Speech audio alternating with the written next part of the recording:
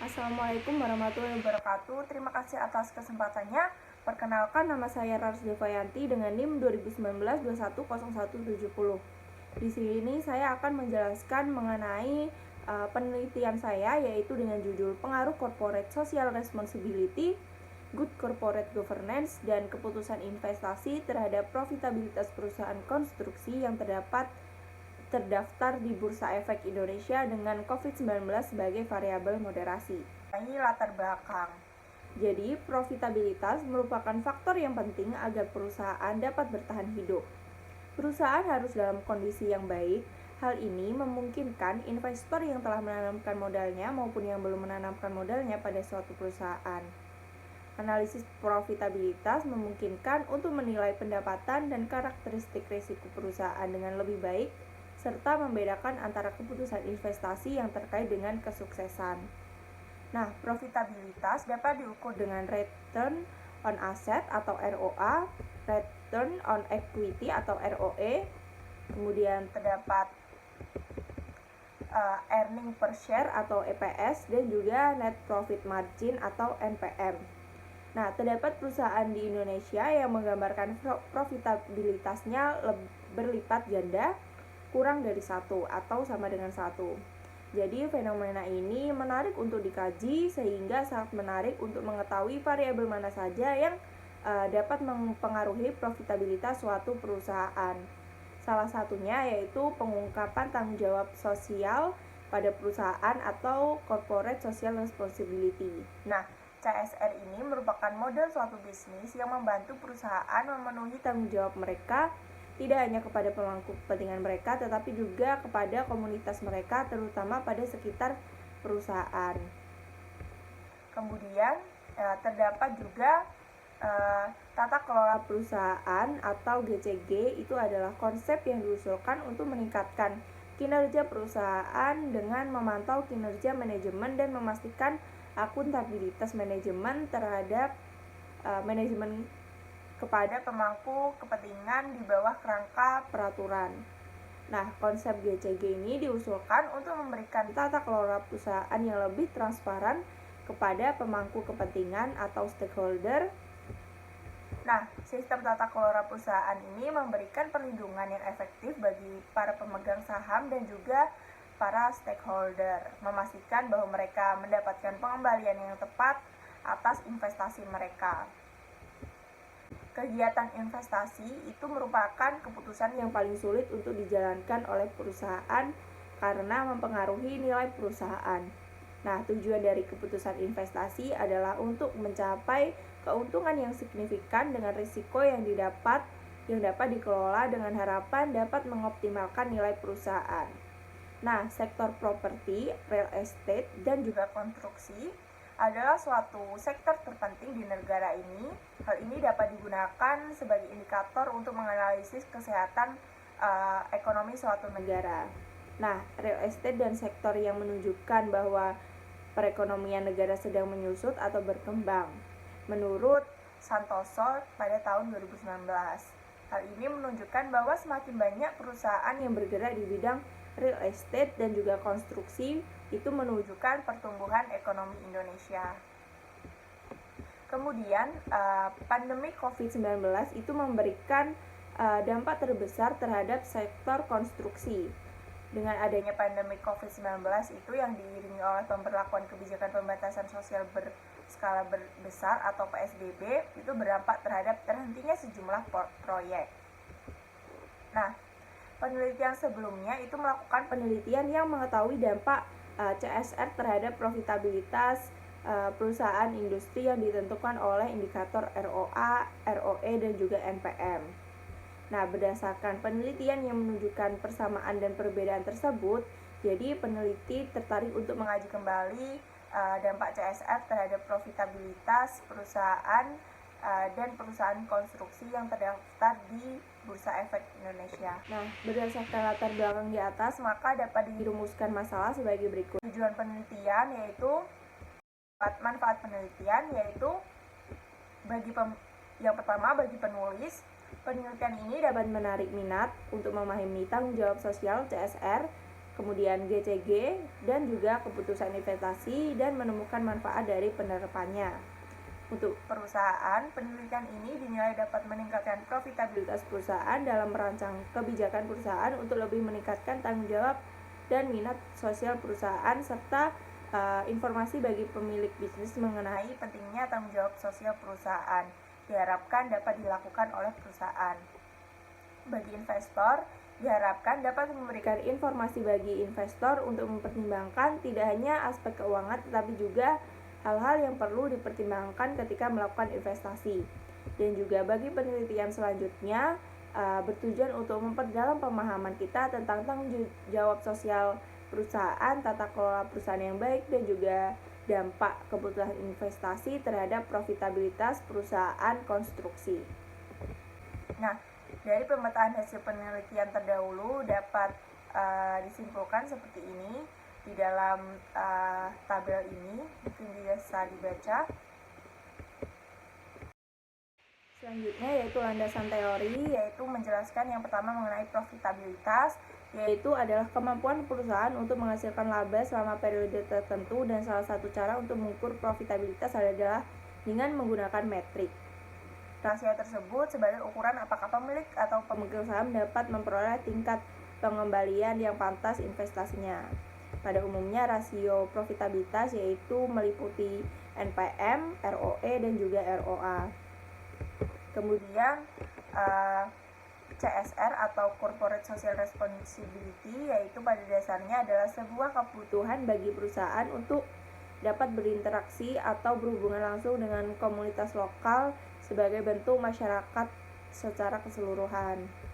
Definisi dari tanggung jawab sosial perusahaan atau CSR yang telah dikemukakan oleh banyak ahli, diantaranya definisi yang dikemukakan oleh Darwin pada 2004 ini mendefinikan CSR sebagai mekanisme di mana sebuah organisasi melampaui tanggung jawab hukumnya dan secara sukarela mengintegrasikan masalah lingkungan dan sosial ke dalam bisnis dan interaksi pemangku kepentingan.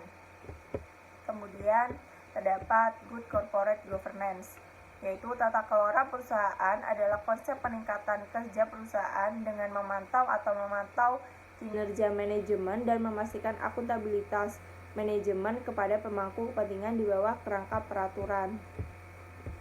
Nah, tata kelola perusahaan dapat didefinisikan sebagai seperangkat aturan yang mengatur hubungan antara pemegang saham, manajemen, kreditur, pemerintah, karyawan, serta pemangku kepentingan internal dan eksternal lainnya sesuai dengan hak dan kewajibannya. Selanjutnya, keputusan investasi itu merupakan penanaman modal pada suatu atau lebih aset yang biasanya dimiliki untuk jangka waktu yang lama dan diharapkan dapat menghasilkan keuntungan di masa yang akan datang. Kemudian, pengertian dari pandemi COVID yaitu adalah penyakit menular yang disebabkan oleh sindrom pernafasan akut coronavirus. Jadi virus ini merupakan keluarga besar dari coronavirus yang dapat menyerang hewan. Ketika menyerang manusia, coronavirus biasanya menyebabkan penyakit infeksi saluran pernafasan seperti flu, MERS, dan SARS. COVID ini sendiri merupakan coronavirus jenis baru yang ditemukan di Wuhan, Hubei, Cina pada tahun 2019. Kemudian teori stakeholder, yaitu pengenalan terhadap konsep lingkungan organisasi perusahaan yang berkembang sejalan dengan berkembangnya pendekatan sistem dan manajemen, telah mengubah cara pandang manajer dan para ahli teori manajemen terhadap organisasi, terutama mengenai bagaimana suatu organisasi perusahaan dapat mencapai tujuan secara efektif. Kemudian teori sinyal, yaitu menurut Brigham dan Housen pada 2011, teori sinyal menjelaskan tentang persepsi manajemen terhadap pertumbuhan perusahaan di masa depan, di mana akan mempengaruhi respon calon investor terhadap perusahaan. Kemudian teori keagenan atau agensi teori ini mengasumsikan kemungkinan terjadinya pemenuhan kepentingan pribadi oleh manajer di atas kepentingan perusahaan. Hal ini disebabkan karena adanya pemisahan antara pemilik saham dan juga pengelola yang menimbulkan agensi cost yang harus dikelola melalui berbagai mekanisme. Selanjutnya yaitu hubungan antar variabel. Yang pertama, pengaruh corporate social responsibility terhadap profitabilitas perusahaan. Jadi pengungkapan CSR ini berkaitan erat dengan pencitraan yang ingin ditunjukkan oleh perusahaan di mata masyarakat atau konsumen. Kemudian semakin tingginya minat perusahaan akan meningkatkan penjualan dan pendapatan perusahaan sehingga profitabilitas perusahaan naik.